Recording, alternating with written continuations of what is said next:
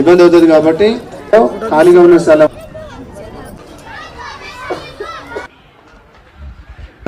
జిల్లా సంక్షేమ అధికారిగా హాజరైన మన ముఖ్య అతిథులు ప్రత్యేక ఆహ్వానితులు మన గౌరవ ఎంపీ గారు, అదేవిధంగా మన గౌరవ ఎమ్మెల్యే గారు, తర్వాత ఇక్కడ అనురాగ్ సొసైటీ వారు, తర్వాత కమిటీ ప్రెసిడెంట్ గారు, జిల్లా కమిటీ, తర్వాత ఇక్కడ వచ్చిన మా దివ్యాంగుల బాలబాలికలందరికీ, తర్వాత పెద్దవాళ్ళందరికీ కూడా నా యొక్క స్వాగతం, సుస్వాగతం మరియు శుభాభివందనాలు తెలియజేసుకుంటున్నాను. మేడం, ఈ దివ్యాంగులకి అనేది మన ఉమెన్ వెల్ఫేర్ డిపార్ట్మెంట్లో ఒక వింగు మేడం. సో వీళ్ళకి ప్రతి ప్రీ మెట్రిక్ పిల్లలకి 10th క్లాస్ లోపు వాళ్ళకి స్కాలర్షిప్ ఉంది మన దాంట్లో. ప్రీ మెట్రిక్ అంటే ప్రీ మెట్రిక్, పోస్ట్ మెట్రిక్ ఇద్దరికి కూడా స్కాలర్షిప్ ఒకటి ఉంది. తర్వాత పరికరాలు అంటే వాళ్ళకి ల్యాప్టాప్, తర్వాత ప్రతి సంవత్సరం వీళ్ళకి కొంత టార్గెట్ వస్తుంది మేడం. ఇది ఆన్లైన్లో అప్లై చేసుకున్న తర్వాత డిస్ట్రిక్ట్ కమిటీ నుండి ల్యాప్టాప్ కానీ, తర్వాత స్కూటీ కానీ అవి కొంతవరకు వచ్చేసి ఒక గైడ్లైన్స్ ప్రకారంగా తీసుకోవడం అవుతుంది. ఇంకా నమస్కారం. ముఖ్యంగా చిన్నారులందరికీ నా శుభాకాంక్షలు, ఆశీస్సులు తెలియజేస్తూ, వీళ్ళు అంగవైకల్యం ఉన్నప్పటికీ కూడా ఎందులో మేము అందరితో అన్ని అంగాలు సమంగా ఉన్నట్టు అందరికీ మేము ఎలాంటి తీసిపోమనే విధంగా ప్రతి క్రీడల్లో నైపుణ్యం చూపిస్తూ, ఇప్పుడే చెప్పినారు జాతీయ స్థాయిలో అంతర్జాతీయ స్థాయిలో కూడా అందరితో పోటీపడి వారి యొక్క ప్రతిభను నిరూపించుకొని వారు కూడా ఉన్నత స్థాయికి ఎరడానికి ప్రతి ఒక్కరు కూడా ప్రయత్నం చేస్తున్నారు. అదేవిధంగా ఆ శాఖ తరఫున కూడా అందరికి శిక్షణ కార్యక్రమం ఇప్పించి, సరే మా శాఖాపరంగా కానీ కలెక్టర్ గారి దృష్టికి తీసుకుపోయి ఏమైనా ఉంటే తప్పకుండా వాళ్ళు ఉన్నటువంటి ప్రతిభను వెలికి తీయడానికి, అందరికీ అవకాశం కల్పించడానికి తప్పకుండా ప్రయత్నం చేస్తారని తెలియజేసుకుంటూ నాకు ఎవరికి కృతజ్ఞతలు తెలుసు ముగిస్తున్నాను. Wish you all the best and thank you. Mallikamba Manovikasa నిర్వాహకులకి, తర్వాత మన బన్ను కిరణ్ మ్యామ్కి, ఇటు చూడొచ్చు అటు పద్మ మేడం ప్రొఫెసర్ గారికి, ఇంకా మిగతా స్పందన, ఇట్లా అనేక ఆర్గనైజేషన్స్ నుంచి వచ్చినటువంటి మన అతిథి నుంచి వచ్చినటువంటి సుజాత మ్యామ్కి, ప్రతి ఒక్కరితోటి నాకు అనుబంధం ఉంది కాబట్టి అందరి పేర్లు నేను గుర్తు చేసుకోగలుగుతున్నాను. వాళ్ళందరికీ కూడా నా నమస్కారాలు. అట్లాగే పిల్లలందరికీ కూడా నా ఆశీస్సులు.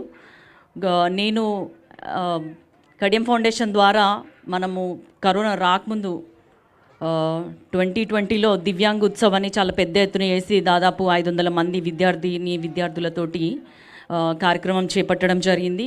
అట్లాగే ఆ టైంలోనే కాక కరోనా టైంలో కూడా వాళ్ళకి కావాల్సిన ఇన్ఫ్రాస్ట్రక్చర్ కానీ, తర్వాత అదర్ ఫైనాన్షియల్ సపోర్ట్ కానీ, ఇంకే రకమైన సపోర్ట్ కావాలన్నా చేశాము. అదేవిధంగా అతిథిలో ఒక్కసారి సదరన్ క్యాంప్ సపరేట్గా పెట్టించినాము. మొన్న దిశా మీటింగ్లో కూడా అదే చెప్పడం జరిగింది. ఈ పిల్లలకి ఆధార్ కార్డు ఇవ్వాలంటే చాలా కష్టపడుతున్నారు. ఆధార్ కార్డు లేకపోవడం వల్ల వీళ్ళకి రావాల్సిన సౌకర్యాలు, మన ఏమంటారు వాటిని, స్కీమ్స్ అన్నీ కూడా కొంచెం పరిపూర్ణంగా చేరట్లేదు. ఈ మానసిక వికలాంగుల పిల్లలకైతే దాదాపు ఒక్కొక్కరికి రోజుకి 15 నుంచి 20 సార్లు కూడా ఫిట్స్ వస్తుంటాయి. సో అందుబాటులో డాక్టర్ లేకపోవడము, లేకపోతే ఇలా ప్రతిసారి ఆ ఫిట్స్ వచ్చినప్పుడల్లా కూడా బ్రెయిన్లో సెల్స్ డ్యామేజ్ అవ్వడము, వాళ్ళు ఇంకా వీక్ అవ్వడం అనేది జరుగుతూ ఉంటుంది. ఒక హెల్త్ కమిటీ మెంబర్గా నాకు, ఒక డాక్టర్గా నా కోరిక ఏంటంటే, ఈ పిల్లలందరినీ మానసిక దివ్యాంగ పిల్లలు ఉన్నారు, వాళ్ళ కోసం కూడా మనం తప్పకుండా ఏదైనా చేయాలన్నా గవర్నమెంట్ తరఫున. సో అట్లా మేమందరం కూడా మీకు తోడుగా ఉంటాము. అప్పుడు చేసాము, ఇప్పుడు చేస్తాము. ఎందుకంటే మీరందరూ దేవుని పిల్లలు, మీలో ఇంకా అమాయకత్వము, మీలో ఇంకా సున్నితత్వం ఉంది. మిమ్మల్ని కాపాడుకునే బాధ్యత కూడా గవర్నమెంట్ది అని మీ అందరికి తెలియజేసుకుంటూ, ఇంకా ఇతరత్ర సమస్యలు ఏమున్నా కూడా మీరు రిప్రజెంటేషన్స్ పట్టుకొని వచ్చి ఆర్గనైజర్స్ అందరు ఏమన్నా ఇంకా మీకున్న ప్రాబ్లమ్స్ని మాకు చెప్పగలిగితే మేము వాటిని తీర్చడానికి ప్రయత్నిస్తాము. మీ అందరికీ కూడా all the very best. God bless you all. Thank you.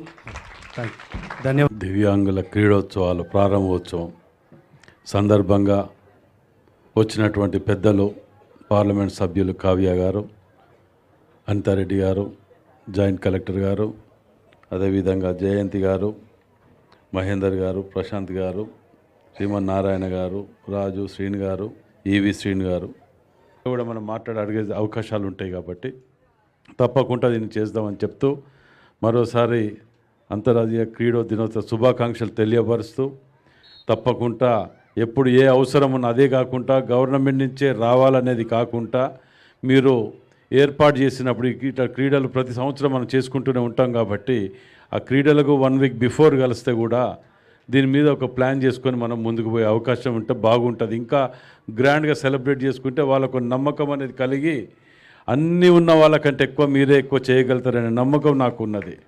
Thank you. ధన్యవాదాలు సార్.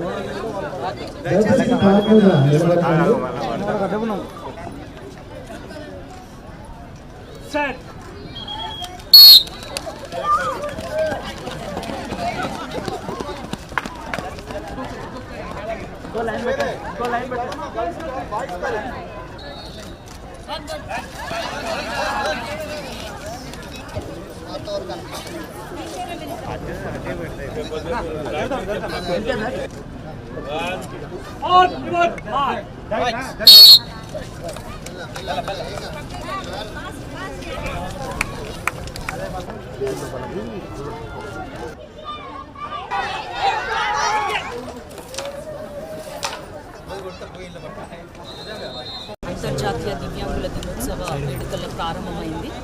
దాదాపు వారం రోజుల పాటు ఇది స్పోర్ట్స్ మీట్ లాగా కండక్ట్ చేస్తారు. వివిధ రకాల స్పోర్ట్స్ని ఆర్గనైజ్ చేస్తారు ఈ పిల్లల కోసము.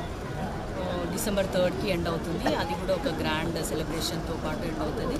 ఈ పిల్లల్లో కూడా మేము ఎవరికి తీసుకోము అన్న విధంగా వాళ్ళలో ఆత్మస్థైర్యాన్ని నింపడానికి ఇది ఒక గొప్ప వేదికగా పనిచేస్తుంది. గవర్నమెంట్ ప్రతి ఇయర్ దీన్ని నిర్వహిస్తుంది. అట్లాగే ఈ పిల్లలకు కావాల్సిన కనీస అవసరాల గురించి కానీ మౌలిక సదుపాయాల గురించి కూడా అడగడం జరిగింది.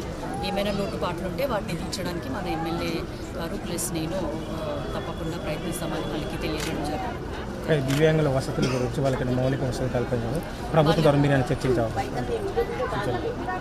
అదే నేను ఇంతకుముందు మాట్లాడినాను. ఫస్ట్ బేసిక్గా చిన్నపిల్లలు అంగన్వాడీ కేంద్రాలలో 2 ఇయర్స్ నుంచి 5 ఇయర్స్ వరకు ఉంటారు పిల్లలు. ఆ ఏజ్లో కనుక వాళ్ళలో ఏమైనా డెవలప్మెంటల్ డిఫెక్ట్స్ కానీ తర్వాత ఇంకేమైనా స్పీచ్ ప్రాబ్లమ్స్, హియరింగ్ ప్రాబ్లమ్స్, ఇట్లాంటి డెవలప్మెంటల్ ప్రాబ్లమ్స్ ముందే మనం కనిపెట్టగలిగితే వాటికి ట్రీట్మెంట్ ఇవ్వగలిగితే 80% వరకు వాళ్ళు నార్మల్గా బతకడానికి అవకాశం ఉంటుంది.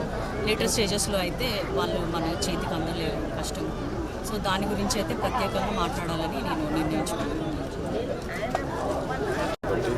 మరి ఈ రోజు నుంచే ప్రారంభించుకొని డిసెంబర్ 3 వరకు అందరి స్పోర్ట్స్ అయిపోయిన తర్వాత ప్రైజ్ డిస్ట్రిబ్యూషన్ కూడా జరుగుతుంటుంది. మరి వారికి కావలసిన ఏర్పాట్లు అన్నీ చేయటమే కాకుండా రాబోయే అసెంబ్లీ సెషన్స్లో ముఖ్యమంత్రి గారిని వారికి స్పోర్ట్స్ కోటా కింద ప్రత్యేక నిధులు కూడా ఇవ్వాలని చెప్పి సీఎం గారిని రిక్వెస్ట్ అడుగుదామని అనుకుంటున్నాం. ఏదేదేమైనా అన్నీ ఉన్న వారికంటే గొప్పగా రనించే విధంగా వాళ్ళకు ఉత్సాహం కల్పించే విధంగా వాళ్ళని ఎంకరేజ్ చేయడానికి ఇది ఒక మంచి వేదిక. దాన్ని అందరూ ఉపయోగించుకునే విధంగా వాళ్ళని ఎంకరేజ్ చేయడానికి ఎక్కడ కూడా మేము ఇదిగా ఉన్నామని చెప్పి నిరుత్సాహపడకుండా పాల్గొనే విధంగా వారిని ఎంకరేజ్ చేయడానికి ఇది చేస్తాం.